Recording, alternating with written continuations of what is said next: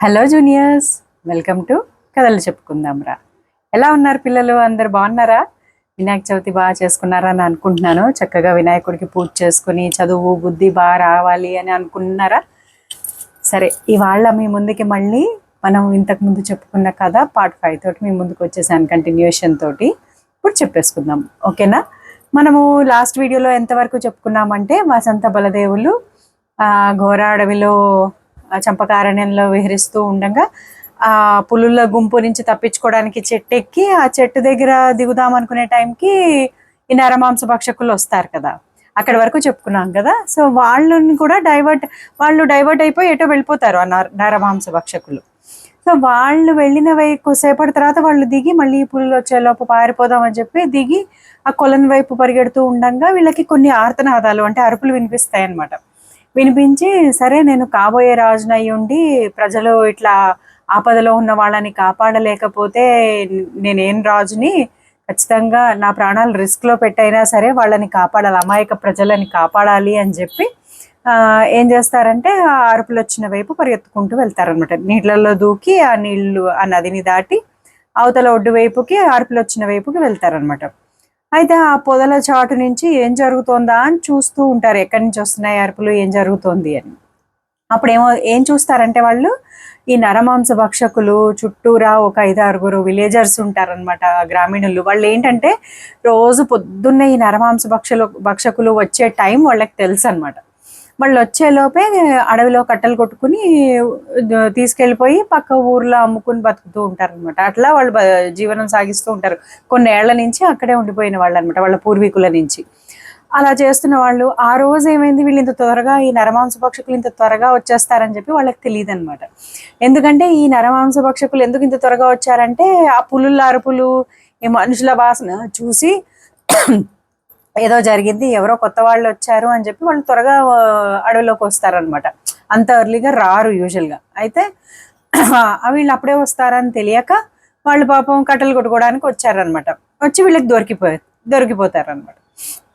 అప్పుడు ఈ నరమాంస భక్షకులు వీళ్ళని అటాక్ చేద్దామని ఇలా రాబోతూ ఉండగా ఇంకా ఒక్క ఉదుటిన వసంతుడు పరిగెత్తుకుంటూ వెళ్ళిపోయి వాళ్ళతో యుద్ధం చేసేస్తూ ఉంటాడనమాట.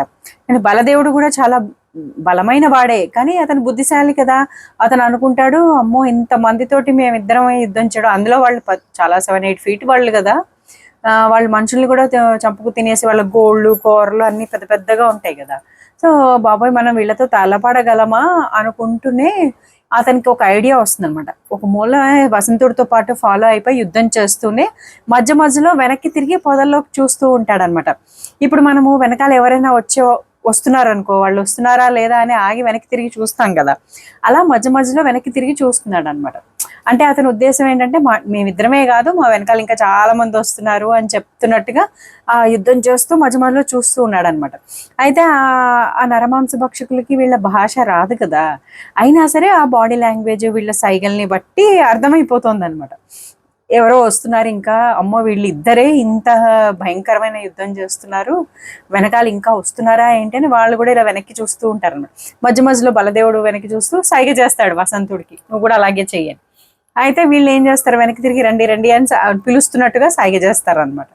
సైగ చేసేటప్పటికి ఏమవుతుంది, వీళ్ళు చూసి చూసి అమ్మో వీళ్ళు చాలా బ్రేవ్ సోల్జర్స్ లాగా ఉన్నారు, వెనకాల ఇంకా వస్తున్నట్టున్నారు, ఎందుకైనా మంచిది మనం కొంచెం దాక్కుందాం అని చెప్పి వీళ్ళు ఏమనుకుంటారు, వాళ్ళలో వాళ్ళే ఏదో మాట్లాడుకుని మనం ఇంకోసేపు పైకి మళ్ళీ వద్దాం అనుకుంటారో ఏంటో వాళ్ళ భాషలో ముందుకు వెళ్ళిపోతారు అనమాట. వీళ్ళని ఎక్కడ వాళ్ళని అక్కడ వదిలేసి వాళ్ళు గబుక్కున్న లోపలికి ముందుకు వెళ్ళిపోతారు. వెళ్ళిపోయి అప్పుడు వసంతుడును బలదేవుడు గ్రామీణులకి ఏం చెప్తారంటే, ఒరే అబ్బాయిలు టెంపరీగా వాళ్ళని ఆపాం మేము, వాళ్ళకి అర్థమైపోతుంది మన వెనకాల ఎవరు లేరని, కొంత దూరం వెళ్ళాక వాళ్ళకి ఏం చప్పుళ్ళు రావు కదా, అర్థమైపోతుంది, కాబట్టి ఈ లోపు మనం ఈ ప్రాంతం నుంచి పారిపోవాలి, పదండి ఎవరికి ఎంత శక్తి ఉందో అంత శక్తి కొలది పరిగెడదాం అని చెప్పి పరిగెడుకుంటూ వెళ్తూ ఉంటారనమాట. ఈలోపు ఇద్దరు ముసలి వాళ్ళలో పడిపోతే ఒకళ్ళు భుజాన వసంతుడు ఒకళ్ళని బలదేవుడు ఒకళ్ళని భుజాన వేసుకొని పరిగెడుతూ ఉంటారనమాట. పరిగెడుతుంటే ఒక ముసలాయన చెప్తాడు, అయ్యో మీరు బాగానే మమ్మల్ని చాలా కాపాడారు, మీ రుణం మేము తీర్చుకోలేము, అంతా బాగానే ఉంది, కానీ ఈ అడవిలో ఈ వన్యమృగాల నుంచి నరమాంస భక్షకుల నుంచి మీరు ఎక్కడన్నా వెళ్ళి తీసుకెళ్ళండి దాక్కుందాం, కానీ ఒక మైదానం ఉంటుంది, మొత్తం ఎండుగడ్డి ఇక్కడ వరకు కాళ్ళ వరకు వచ్చిన ఎండుగడ్డి పెరిగిన మైదానం ఒకటి ఉంటుంది. ఆ చోటికి మాత్రం వద్దని మా పూర్వీకులు చెప్పారు. అక్కడికి మాత్రం దయచేసి మమ్మల్ని తీసుకెళ్ళకండి అని చెప్పి చెప్తారనమాట. అయితే సరేలే వసంతుడు ఆలోచిస్తాడు. ఆలోచించి సరేలే వీళ్ళ నమ్మకాలు వీళ్ళవిలే, ఇప్పుడు ఆర్గ్యుమెంట్ ఎందుకు అని చెప్పి అలాగేలే మనం ఎక్కడ చాటుగా ఎక్కడ ప్లేస్ దొరికితే అక్కడ దాక్కుందాము అని చెప్పి కాసేపు చోటు తీసుకుందాము అని చెప్పి మళ్ళీ బాగా తెల్లవారిన తర్వాత వీళ్ళు కొంచెం సాయంత్రం అయిన తర్వాత మనం దారి చూసుకుందాం మళ్ళీ అని చెప్పి పరిగెడుతూ ఉంటారు అనమాట. అయితే వీళ్ళు వెనకాల వచ్చేస్తూ ఉన్నారు. వీళ్ళు అనుకున్నట్టుగానే నరమాంసభక్షకులకి అర్థమైపోతుంది, ఓహో వీళ్ళు ఎవరు లేరు, వీళ్ళు చీట్ చేశారని చెప్పి కాసేపు ఆగి వీళ్ళు కూడా ఫాలో అవుతూ ఉంటారు అనమాట. వీళ్ళు అలా సాయంత్రం వరకు పరిగెట్టి ఇంకా చాలా అలసిపోతారు అనమాట అందరూ. అందులో ఈ వసంత బలదేవులు ఇద్దరు ముసలాళ్ళని భుజాన్ని కూడా వేసుకొని పరిగెడుతున్నారు కదా. సో అలసిపోయి వాళ్ళు అనుకుంటారు, సరే మనం ఇలా కాదు, ఎక్కడన్నా దాక్కోవాల్సిందే, ఆగాల్సిందే, ప్లేస్ చూడాల్సిందే అనుకుంటూ పరిగెట్టుకుంటూ అలా వాళ్ళు చెప్పిన ఆ ఎండుగడ్డి మైదానం ఉంటుంది కదా, పచ్చిక మైదానం, అదే ఎండిపోయిన డ్రైడ్ గ్రాస్ ఉన్న పెద్ద మైదానం ఒకటి కనిపిస్తుంది అనమాట. కనిపించేటప్పటికి సరే వీళ్ళు అందులోకి తెలియకుండా అందులోకి కొంచెం దూరం వచ్చేస్తారు, ఒక 1/2 కిలోమీటర్ వచ్చేస్తారు అనమాట.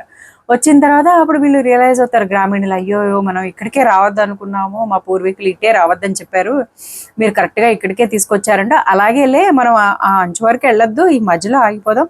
వీళ్ళు ఏం అబ్జర్వ్ చేస్తారంటే వీళ్ళు ఇందులోకి ఎంటర్ అవ్వగానే అప్పటి వరకు ఫాలో అవుతున్న ఈ నరమాంస భక్షకులు ఆగిపోతారు అనమాట. ఎందుకో భయపడి వాళ్ళు ఎక్కడ వాళ్ళు అక్కడ టక్కుమని ఆ మైదానంలోకి వీళ్ళు ఎంటర్ అవ్వగానే ఎక్కడ వాళ్ళు అక్కడ ఆగిపోతారనమాట. వీళ్ళని ఫాలో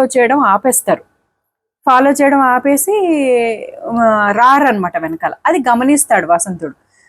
గమనించి అంటాడు, అరే ఇదిగో ఇప్పుడు వీళ్ళు ఆగిపోయారు అంటే వీళ్ళు కూడా భయపడుతున్నారు, సో గ్రామీణులు చెప్పిన దాంట్లో నిజం ఉంది అని చెప్పి, సరే మనం ఇక్కడ వాళ్ళు ఎలాగూ రారు కదా, అక్కడ కొంచెం కొండల్లా ఉంటాయి అనమాట, మధ్యలో చిన్న చిన్న రాళ్ళు అవి పెట్టి ఇక్కడే కాసేపు విశ్రాంతి తీసుకుందాం, ఈ నైట్ అయిపోయిన తర్వాత మళ్ళీ ఏ అర్ధరాత్రో తెల్లవారుజామునేనో బయలుదేరదాము అని చెప్పి చెప్తాడనమాట.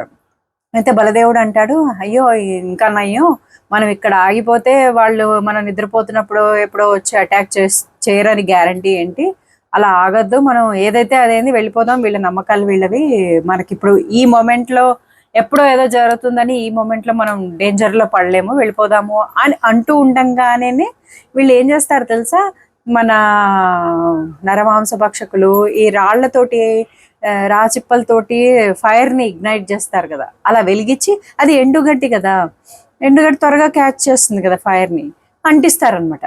వీళ్ళు అలా మాట్లాడుకుంటే ఇలా తిరిగే లోపు ఫైర్ అంతా అలా అంటుకుపోతూ ఉంటుంది, వీళ్ళ దగ్గరకు వచ్చేస్తూ ఉంటుంది అనమాట, చాలా ఫాస్ట్గా స్ప్రెడ్ అయిపోతూ ఉంటుంది. అప్పుడు వీళ్ళకి అమ్మో ఇదేంటిది, మనం ఇక్కడ ఫైర్లో, అది అంతా ఎండుగడ్డే కదా, చుట్టూరా ఎండుగడ్డే, సో చాలా క్విక్గా క్యాచ్ చేసేసి వాళ్ళ వరకు వచ్చేస్తూ ఉంటుంది అనమాట. అయితే వీళ్ళు ఇంకా ఆప్షన్ లేదు, వీళ్ళు ఏం చేస్తారు, సరే ఇక్కడ మనం రెస్ట్ తీసుకోవడానికి కుదరదు, పరిగెట్టాల్సిందే, ఇంకా ఏదైతే అదేంది ఈ ఫైర్లో చిక్కుకునే కంటే మనం ముందుకు వెళ్ళిపోదాం అని చెప్పి ఈ గ్రామీణులు ఎంత చెప్తున్నా వినకుండా ముందుకు పరిగెడతారనమాట. పరిగెత్తుకుంటూ అట్లా వెళ్ళి సడన్గా కొంచెం చాలా దూరం వెళ్ళిన తర్వాత ఒక చీకటి పడిపోతూ ఉంటుంది. అప్పుడు వాళ్ళకి ఒక గుహ లాంటిది కనిపిస్తుంది అనమాట. ఆ గుహలో అంటే గుహ కాదు, ఒక పాడైపోతున్న గుడి లాగా ఉంటుందన్నమాట. ఆ గుడి దగ్గరకు వస్తారు, చాలా రాళ్లతోటి బండరాళ్లతోటి చేసిన, ఎన్నో ఏళ్ల కిందట చేసిన గుడి లాంటిది శిథిలమైపోతున్న గుడి కనిపిస్తుంది. అయితే అమ్మయ్య వాళ్ళు అనుకుంటారు, అమ్మయ్య ఇక్కడికి వచ్చి మనం తల దాచుకోవచ్చు ఈ లోపల అని చెప్పి అనుకుంటూ కరెక్ట్గా ఎంట్రన్స్ దగ్గరికి వెళ్తే ఆ బయట ఫస్ట్ ఒక చోట పెద్ద బావి ఉంటుంది అనమాట. ఆ బావిలోకి తొంగి చూస్తారు ఈ బలదేవుడు. తొంగి చూస్తే ఎంత డెప్త్ ఉందో వీళ్ళు అసలు అంచనా వేయలేకపోతారు అనమాట, అంత డీప్గా ఉంటుంది. ఎన్ని రాళ్ళు వేసినా కింద టచ్ అయిన సౌండ్ రాదు. అమ్మో ఇదేదో చాలా డీప్గా ఉందే అనుకుంటూ ఉండగా వసంతుడు పిలిచి ఒకసారి చుట్టూరా చూడు అని చెప్తాడనమాట. సరే చుట్టూరా చూస్తే అక్కడ ఏమవుతుందంటే ఆ మంటకి భయపడి వైల్డ్ యానిమల్స్, ఫాక్స్, స్నేక్స్, తేళ్ళు అన్నీ బయటకు వచ్చేస్తూ ఉంటాయి అనమాట. అక్కడ ఫైర్ పచ్చిక మైదానం అంతా అంటుకుపోయింది కదా, అందులోంచి అన్ని యానిమల్స్ అన్నీ వచ్చేస్తూ ఉంటాయి అనమాట. రెప్టైల్స్ అవన్నీ బయటకు వచ్చేసి షెల్టర్ కోసం అన్నీ ఆ గుడి చుట్టూరా చేరుతాయి అనమాట అవి కూడా.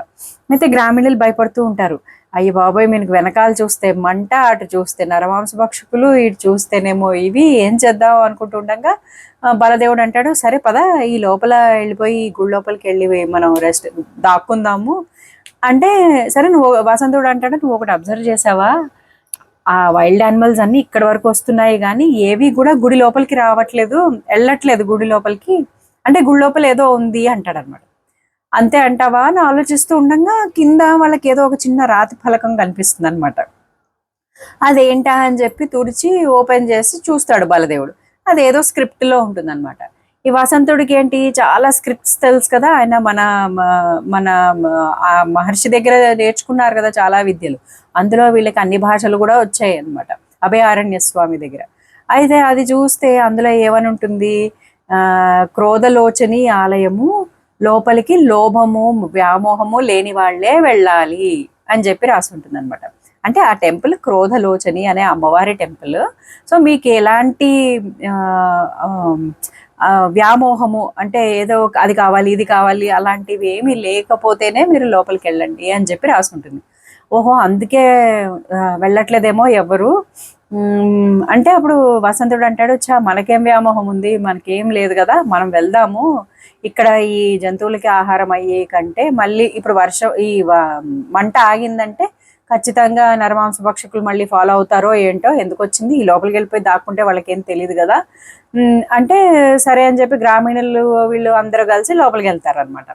ఎంత ఆ వైల్డ్ యానిమల్స్ మాత్రం ఆ లోపలికి రావు, అక్కడక్కడే తిరుగుతూ ఇంకా మంట తగ్గిపోయింది కదా ఎవరి దారిన వాళ్ళు మళ్ళీ లోపలికి వెళ్ళిపోతారు అనమాట, అడవిలోకి వెళ్ళిపోతూ ఉంటారు. వీళ్ళు మాత్రం లోపలికి వెళ్ళి చూస్తే చాలా పెద్ద గుడి అనమాట ప్రాంగణం లోపల. సో అక్కడ ఒక 100 మంది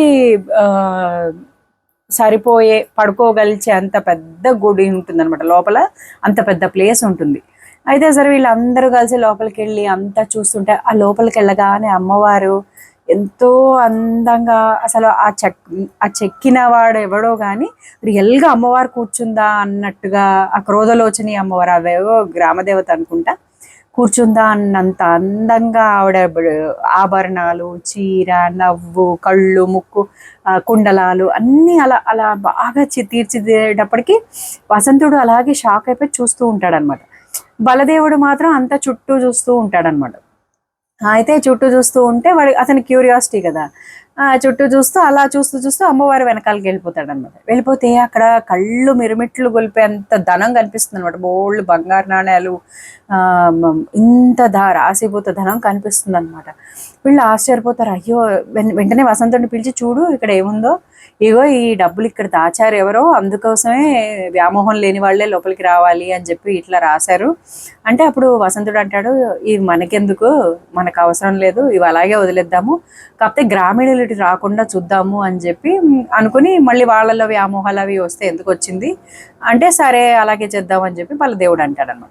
సో వీళ్ళు ఏం చేస్తారు, ఇదంతా చెప్పకుండా ఆ ప్రాంగణం ఆ గుడి ఆ గర్భగుడి లోపలికి కాకుండా కొంచెం బయటకే గ్రామీణులందరికీ చెప్తారు, మీరు మనం ఇక్కడే విశ్రాంతి తీసుకుందాము, ఇంకా అదే నైట్కి ఇక్కడ పడుకుందాము, పొద్దున్న లేచి అప్పుడు ఏం చేయాలో ఆలోచిద్దాం, పడుకోండి అంటే సరే అందరూ పడుకుంటారు. బలదేవుడు కూడా బాగా అలసిపోతాడేమో, నిద్రపోతాడు అనమాట. కానీ వసంతుడికి నిద్ర రాదు. అతను ఏం చేస్తాడు, రాజు కదా కాపలా కాస్తూ ఉంటాడు అనమాట బయట చుట్టూరా, ఏం చేయాలి అని చెప్పి ద్వారం దగ్గరికి వెళ్ళి అలా కూర్చుని కత్తి ఇలా చేత్తో రెడీగా పట్టుకుని కూర్చుని ఉంటాడు అనమాట ద్వారం దగ్గర. కూర్చుని అంతా చూస్తూ చూస్తూ ఎప్పుడు నిద్రలోకి జారుకుంటాడో అలా కళ్ళు మూసుకుంటాడు. కొద్దిసేపటి తర్వాత వెంటనే మరి కొంతసేపు పడుకుంటాడో ఏమో మరి కొద్దిగా తెల్లవారుతుంది అన్నగా ఇంకా కొంచెమే 4-5 ఆ ప్రాంతంలో బలదేవుడు వచ్చి వసంత గబగబా లే మిత్రమా అని చెప్పి బలవంతంగా లేపేస్తాడు అనమాట. ఏమైందా అని ఉలిక్కిపడి లేచి ఏంటి ఏమైంది అంటే, మన గ్రామీణుల్లో ఒకడు కక్కుర్తి పడ్డాడు చూడు రా. వాడు పొద్దున్నే లేవడం అలవాటు కదా గ్రామీణులకి, అలాగే లేచి చుట్టూరా చూస్తే వాళ్ళకి ధనం కనిపించింది, వాడు కొంత ధనం పెట్టుకుని పారిపోవడానికి ట్రై చేస్తున్నాడు అంటే వసంతుడు వచ్చి తప్పు అలా మనం బలదేవుడు అంటాడు, తప్పు మీరు అలా ఆశపడకూడదు, వేరే వాళ్ళ డబ్బుకి ఆడబెట్టేయండి అని అంటుంటే వసంతుడు అంటాడు, పోనీలే అది ఎవరి డబ్బు ఎవరు పెట్టారో, ఎవరికి కాకుండా ఉండేదానికంటే పాపం వాళ్ళకి చాలా పేదవాళ్ళు కదా, ఆ కట్టెలు కొట్టుకుంటూ బతికే వాళ్ళు, వాళ్ళకి అవసరం రాకుండా ఈ డబ్బు వాళ్ళకి ఉపయోగపడుతుంది అంటే వాళ్ళని తీసుకోనిలే అని అంటాడు అనమాట. అనగానే ఆ గ్రామీణులు అంటారు, ఆ దండం పెట్టి, అబ్బా మీరు నిజమైన ప్రభువులను అనిపించుకున్నారు, మా బాధ అర్థం చేసుకున్నారు, ధన్యోస్మని అని చెప్పి వాళ్ళకి దండం పెట్టి అతను అట్లా వెళ్దామని అటు తిరిగి ఆ విలేజరు ఆ గుడి లోపలికి బయటకి వెళ్దాం అనుకుంటుండగా సడన్ గా పెద్ద సౌండ్ వస్తుంది అనమాట. ఏంటా అని ఉలిక్కిపడి అందరూ తిరిగి చూస్తే ఉగ్ర నేత్రాలతోటి ఆ అమ్మవారు, క్రోధలోచని అమ్మవారు చూస్తూ ఉంటుంది అనమాట. సో ఇవాళకి ఇక్కడ వరకు చెప్పుకుందాము. మళ్ళీ నెక్స్ట్ వీడియోలో మీకు కంటిన్యూషన్తో మీ ముందుకు వచ్చేస్తాను. ఓకేనా పిల్లలు? Until then bye.